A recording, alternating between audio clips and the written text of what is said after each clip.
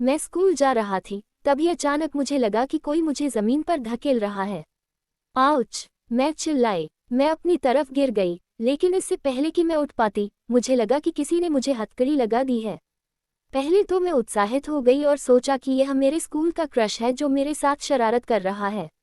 मेरा मतलब है, मैं पिछले कुछ हफ्तों से उसे संकेत भेज रही हूँ। लेकिन फिर मैंने एक कार को आते हुए सुना और कोई चिल्ला रहा था, दरवाज़ा खोलो, जल्दी करो। क्या? जैसे ही मुझे एहसास हुआ कि कोई मुझ पर हमला कर रहा है, मैंने मदद के लिए चिल्लाना शुरू कर दिया। लेकिन आसपास कोई नहीं था। मैंने खुद को छुड़ाने की कोशिश की, लेकिन मेरा अपहरणकर्ता इतना ताकतवर था कि उसने मुझे जाने नहीं दिया। फिर उसने मुझे एक मिनीवैन में खींच लिया और पीछे से दरवाज़ा बंद कर दिया। मुझे क्लॉस्ट्रोफोबिया था, इसलिए कुछ ही देर में मैं बेहोश हो गई। बाद में जब मैं उठी तो मुझे अपने जीवन का सबसे बुरा सिरदर्द हो रहा था। मैं एक छोटे से, पुराने, धूल भरे कमरे में बिस्तर पर लेटी हुई थी। मैं थोड़ी देर के लिए उलझन में पड़ गई, लेकिन फिर मुझे याद आया कि क्या हुआ था। आखिर मुझे यहाँ कौन लाया है? मैं दरवाजे की ओर बढ़ी और जोर से खटखटाने लगी। मैं पूरी ताकत से चिल्लाई, मुझे यहाँ से निकालो। हेलो, कोई, मुझे यहाँ से निकालो। किसी ने जवाब दिया, अरे तुम, हम 1 सेकंड में आ रहे हैं। मैंने चिल्लाना बंद कर दिया। मैंने दरवाजे पर अपना सिर रखा और चुपके से सुनने की कोशिश की, और मैंने किसी को ये कहते हुए सुना, वह नहीं है, बेवकूफ़। मैंने तुमसे कहा था, वह गोरी है। इस लड़की के बाल भूरे हैं। रुको, क्या वे मेरे बारे में बात कर रहे हैं? मैंने उनके कदमों की आहट सुनी, इसलिए मैं 2 कदम पीछे हट गई। दरवाज़ा खुला और एक युवक अंदर आया। वह सुंदर था, बहुत हॉट। मैं नोहा सेंटेनियल की बात कर रही हूँ। उसने मेरी तरफ देखा और कहा, सुनो, माफ़ करना। यह एक खेल था। हमारा लक्ष्य एक और लड़की का झूठा अपहरण करना है। तुम्हें पता है, मजे के लिए। लेकिन मेरे दोस्त ने तुम्हें गलती से चुन लिया। क्या? मैंने उस पर चिल्लाया, क्या तुम मेरे साथ मजाक कर रहे हो? तुमने मुझे लगभग दिल का दौरा ही डाल दिया। और तुम कहते हो कि यह एक खेल था। मैं पुलिस को बुलाने जा रही हूँ। वह आदमी डर गया और उसे पसीना आने लगा। मैंने उसकी तरफ देखा, कांपते हुए, समझ नहीं पा रही था कि क्या करूँ। उसने कहा, मुझे माफ़ कर दो। मैं वादा करता हूँ, ये सिर्फ एक खेल था। हमारा तुम्हें चोट पहुँचाने का कोई इरादा नहीं था। हमने एक दोस्त को धोखा देने के लिए ये योजना बनाई थी। प्लीज़, हम सिर्फ 2 बेवकूफ़ हाई स्कूल के लड़के हैं। उसे इतना उलझन में और तनाव में देखकर मुझे उसके लिए दुख हुआ। इसलिए मैंने कहा, तुम हारे हुए हो। मुझे लगा कि तुम एक बदमाश गिरोह हो जिसने मेरे पिता को ब्लैकमेल करने के लिए मेरा अपहरण किया है। चले जाओ, मुझे बाहर जाना है। मैंने अपना बैग उठाया और दरवाजे की ओर बढ़ गई। उस आदमी के चेहरे पर एक मूर्खतापूर्ण मुस्कान थी और उसने कहा, वाह, इतना आसान। मैंने कोई जवाब नहीं दिया।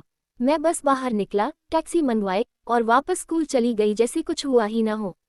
उन्होंने बस मेरी सुबह खराब कर दी, बस इतना ही। मुझे लगा कि मैं उस आदमी को फिर कभी नहीं देख पाऊंगी। लेकिन मुझे आश्चर्य हुआ, 1 हफ्ते बाद मैंने उसे उस इलाके में हाल ही में खुले एक फास्ट फूड रेस्टोरेंट में काम करते हुए पाया। वह कैशियर था। जब उसने मुझे देखा तो उसने कहा, यहाँ सबसे मजबूत लड़की आ रही है जिसे मैं जानता हूँ। मैंने मुस्कुरा कर कहा, और यह सबसे कमज़ोर लड़का है जिसे मैं जानती हूँ। वह हंसा और मुझे बदले में मिले पैसे के साथ एक कागज़ दिया जिस पर उसका नंबर लिखा था। उस पर लिखा था, मैं तुम्हें बाहर ले जाना पसंद करूँगा। अगर आप रुचि रखते हैं तो यह मेरा नंबर है। Nolan, smiley face. पहले तो मैं उसे कॉल नहीं करना चाहती थी, लेकिन फिर मैं सोचती रही कि वह कितना प्यारा है और हम एक बेहतरीन जोड़ी बनेंगे। मेरा पहले कभी कोई बॉयफ्रेंड नहीं रहा और मैं वाकई यह अनुभव करना चाहती थी कि डेट करना कैसा होता है। तो रात को मैंने उसे संदेश भेजा, कल शाम 5 बजे डोजो में कॉफ़ी के लिए मिलोगे, एमी। उसने तुरंत जवाब दिया, ज़रूर, वंडर वुमन। विन की फेस। तो हम मिले। नोलन बहुत आकर्षक था। ऐसा लग रहा था जैसे उसने कोई जादुई किताब पढ़ ली हो कि कैसे एक आदर्श प्रेमी बने और उसी के अनुसार सब कुछ किया। उसके पास एक लाल फूल था। उसने मुझे दिया और कहा, तुम दोनों एक जैसे हो, कोमल, आकर्षक और बेहद खूबसूरत। इसने मेरा दिल पिघला दिया और कुछ ही समय में हमने डेटिंग शुरू कर दी। मुझे उससे प्यार हो गया और जल्द ही मैंने उसे अपने घर आमंत्रित किया। नोलन ने जो देखा उससे वह दंग रह गया। उसे नहीं पता था कि मेरे पिता इतने अमीर थे। मेरा घर एक हवेली जैसा था और मेरे पास वो सब कुछ था जो मेरी उम्र की लड़की सपने में भी देख सकती थी। और नोलन को इस बात से बहुत असुरक्षा महसूस होती थी।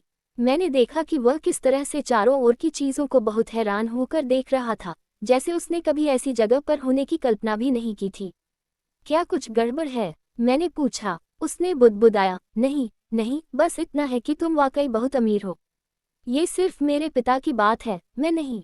मैंने कहा, उम्मीद थी कि इसे उन्हें ज्यादा सहज महसूस होगा। दुर्भाग्य से ऐसा नहीं हुआ।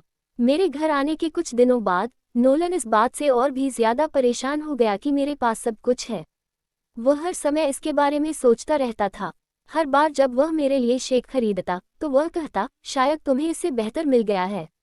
या अगर उसने मुझे कोई उपहार दिया तो उसने कहा, माफ करें, यही एक चीज थी जो मैं खरीद सकता था। उसकी टिप्पणियों ने मुझे नाराज कर दिया। इसलिए एक बार जब उसने अपनी बेवकूफाना टिप्पणियों में से एक कहा तो मैं उससे भिड़ गई।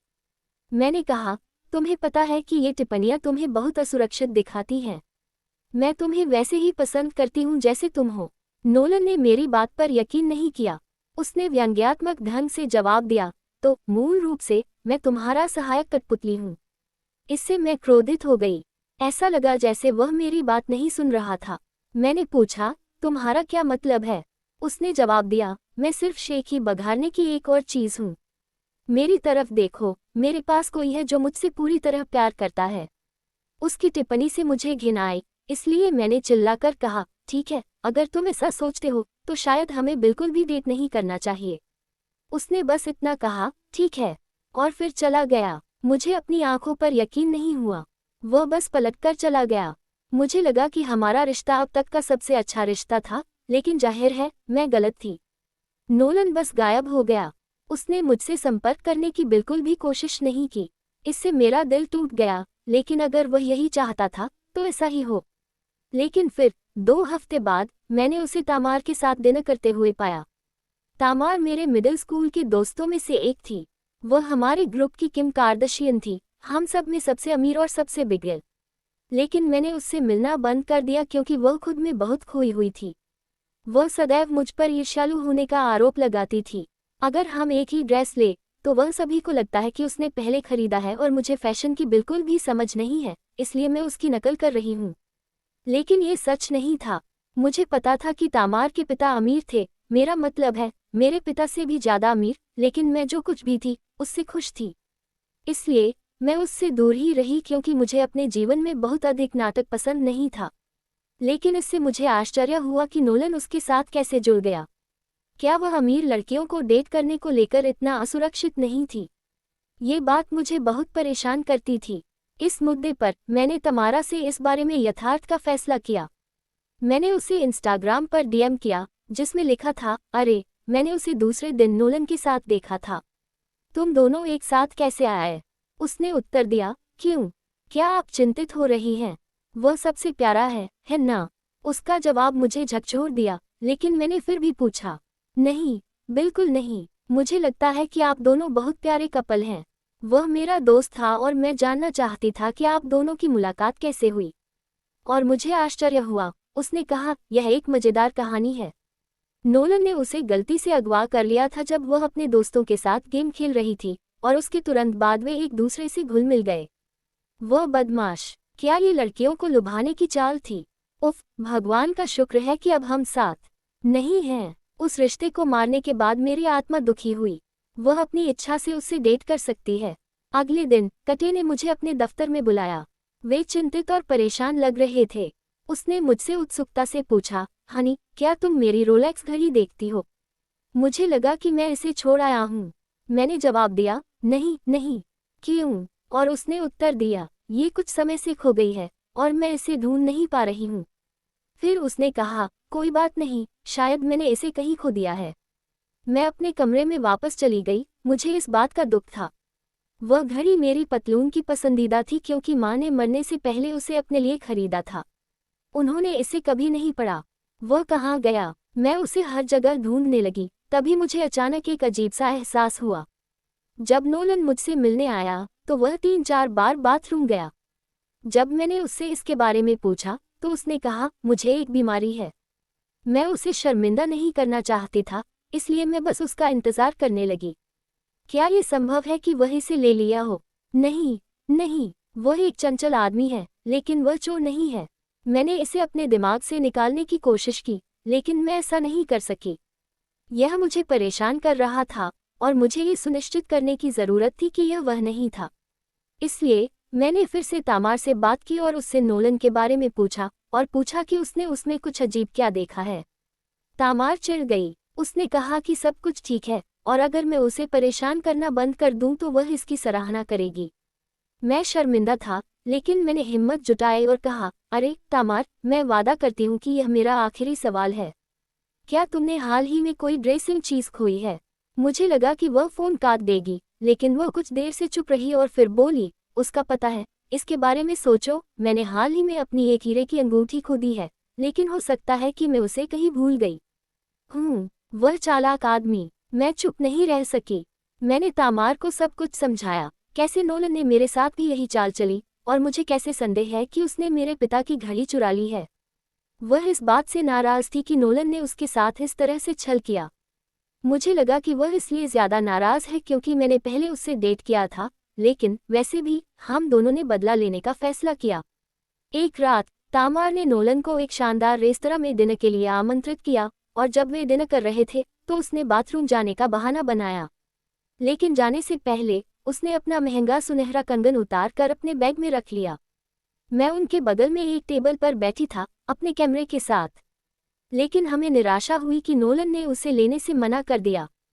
हमें लगा कि वह उसे चुराने के लिए ललचाएगा क्योंकि इसकी कीमत हज़ारों डॉलर थी, लेकिन उसने ऐसा कुछ नहीं किया। डेट खत्म हो गई और कुछ नहीं हुआ। तामार नोलन के साथ अपने घर वापस चली गई।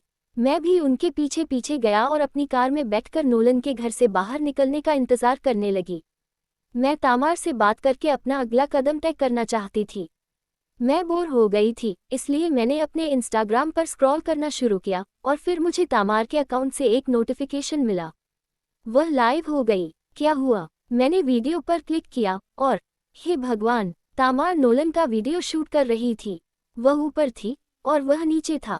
मैंने उसे देखा कि कैसे उसने एक लकड़ी की प्राचीन वस्तु चुराई और उसे अपनी जैकेट में छिपा लिया। टिप्पणियां आने लगीं, लोग नोलन को शर्मिंदा करने लगे। लेकिन अजीब बात यह थी कि कई लड़कियां उसे पहचानती थीं। उनमें से कुछ ने कहा कि नोलन उनका बॉयफ्रेंड था, और जब वे उससे डेटिंग कर रहे थे तो उन्होंने भी कुछ चीजें खो दी थीं। वह एक प्रो था। मैंने वीडियो चालू रहते हुए ही पुलिस को फ़ोन किया, और वे 10 मिनट बाद पहुंचे। नोलन को गिरफ्तार कर लिया गया, और उसने लोगों से चुराई गई सारी चीज़ें वापस कर दी, और अपने दोस्तों के साथ 3 साल जेल में बिताए, जिन्होंने उसे फर्जी अपहरण में मदद की थी। पूरी घटना खत्म होने के बाद मैं तामार से बात करने गई। मैं उसके किए के लिए उसका शुक्रिया अदा करना चाहती थी। मेरे पिता को उनकी घड़ी वापस मिल गई, और वे इससे बहुत खुश थे। मुझे लगा कि हम फिर से दोस्त बन सकते हैं, लेकिन जब मैंने उसे फ़ोन किया तो उसने बहुत ही बुरे लहजे में कहा, तुम्हें मेरा शुक्रिया अदा करने की ज़रूरत नहीं है। तुम अभी भी हारी हुई हो। बस फिर से मुसीबत में मत पड़ना, बेवकूफ़ लड़की। हे भगवान, वह कभी नहीं बदलेगी। मेरी कहानी आपको कैसी लगी? नीचे कमेंट में बताएं। चैनल को लाइक और सब्सक्राइब करना न भूलें।